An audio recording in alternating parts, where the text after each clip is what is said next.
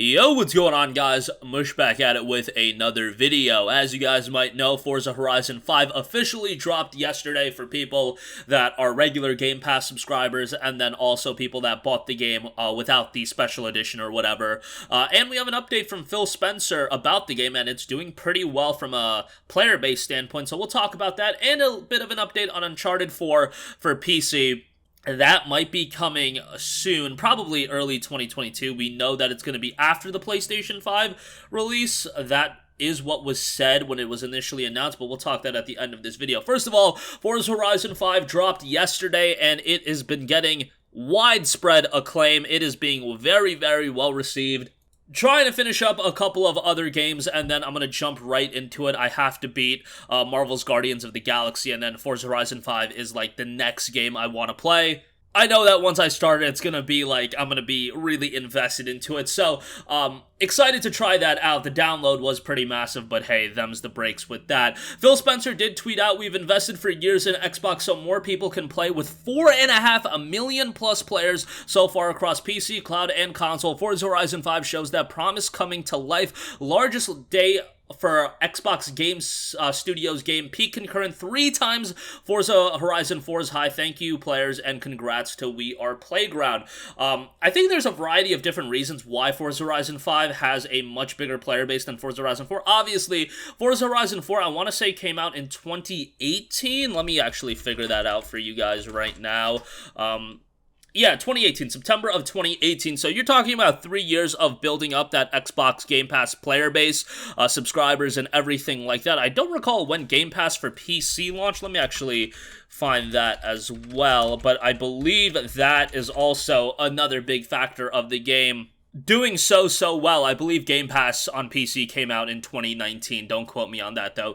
But, yeah, that's very positive to see, and hopefully this can continue growing, because I know that there has been not necessarily a worry, but just like a questioning of how can Microsoft keep this sustainability by dropping big budget games on a platform that they're, you know, ultimately selling for $1 for 3 months. Like, obviously, it's a great deal for us, the consumer, but how is that going to be sustainable in the long term? Well, I think most of you guys have picked up on it by now. It's pretty easy to deduce what Microsoft is doing here. They're trying to get the player base invested into Game Pass as a subscription service now. They're taking the L on it now, so ultimately, this is a long-term game. This isn't something that they're expecting to be wildly profitable in the next 3 to 6 months. No, this is a game they're playing for 5 years, 10 years, 15 years, and envisioning something where they have millions upon millions. I mean, they already have millions upon millions of people subscribed, but they want to bring this platform everywhere, but they also want to get you invested right now. And then ultimately, you would have to think that they're going to do away with the, you know, subscribe for 3 months and get it for $1.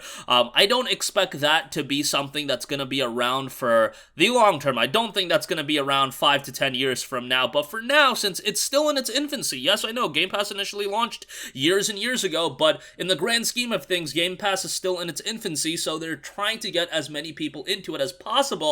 And, you know, offering 3 months in a period where you're gonna get Forza, you're gonna get Halo, that's a pretty darn good way to get people into Game Pass. So, you know, they're trying to build up that subscriber base and hopefully, ultimately, get that $10 or $15 out of you per month. Who knows?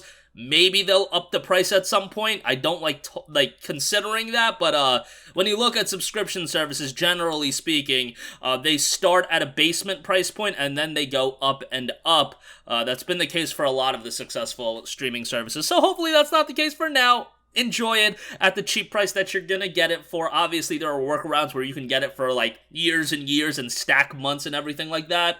But nonetheless, a good time to be a Game Pass subscriber, especially with the existing games and the upcoming games. Moving on from that, I do want to note Uncharted for PC and PlayStation 5 has been rated by the Australian Classification Ratings Board. Now, why is that relevant? Well, generally speaking, when something gets rated on the classification board, the release isn't that far away. The early 2022 release window of the PlayStation 5 version looks to be intact, and the PC version was scheduled to be shortly after. So they specifically used the word shortly after, so I wouldn't think it's going to be like a 3 to 6 month wait. I literally think it's going to be like 2 to 6 weeks for the PC release after the PlayStation 5 release. What's the only thing bummer about this is it's Uncharted Legacy of Thieves Collection. So you get Uncharted 4, you get Uncharted A Lost Legacy. You don't get Uncharted 1 to 3. Now, you can jump into Uncharted 4 and you can still enjoy the game, no problem.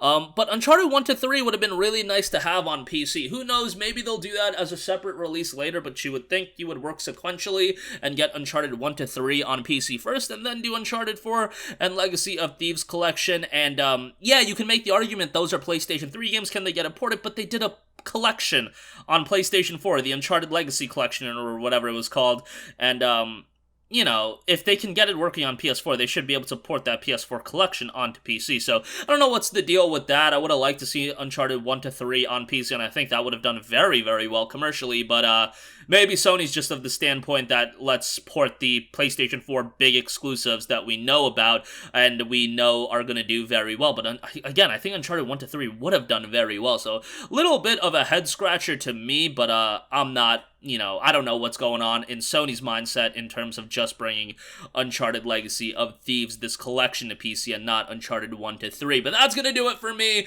Again, Forza Horizon 5 doing very well from a player-based standpoint. I also have to say, I've never looked at Phil Spencer's, like, Twitter reply section. I really don't try to go into the Twitter drama, but my god. I don't know what Phil Spencer is doing to, like, weed out, like, the toxicity of his reply section. Hopefully he just doesn't read it, because it's just PlayStation and Xbox guys going back and forth. Like, why are you doing that on Phil Spencer's Twitter replies? Like, is that the spot to do it? To get into these... I don't even know. Like, alright, yeah, hopefully Phil Spencer just has that stuff muted or something. I don't really know. Well, people just popping off in the reply section of Phil Spencer. But nevertheless, go download Forza Horizon 5. Game Pass PC is $1 right now if you want to check that out. Remember, Battlefield free trial. Or the 10-hour trial with EA Access is going to be coming in. Halo Infinite. Excited for the Halo Infinite campaign more than anything. MCC is on there as well if you want to catch up to Halo with that. And Uncharted Legacy of Thieves Collection rated by the Australian Classifications Rating Board. Hopefully that means a release is soon to come. Remember, God of War in January. Rumblings of Ghost of Tsushima early next year. I don't know if I'd buy that. I would think Ghost of Tsushima mid-2022 makes sense, but yeah, next year I think is going to be a very, very big year for PlayStation games coming to PC. So that's going to do it for me. Let me know all your thoughts in the comment section down below. As always, guys, thanks for watching, and I'll catch you guys in the next one. Peace out.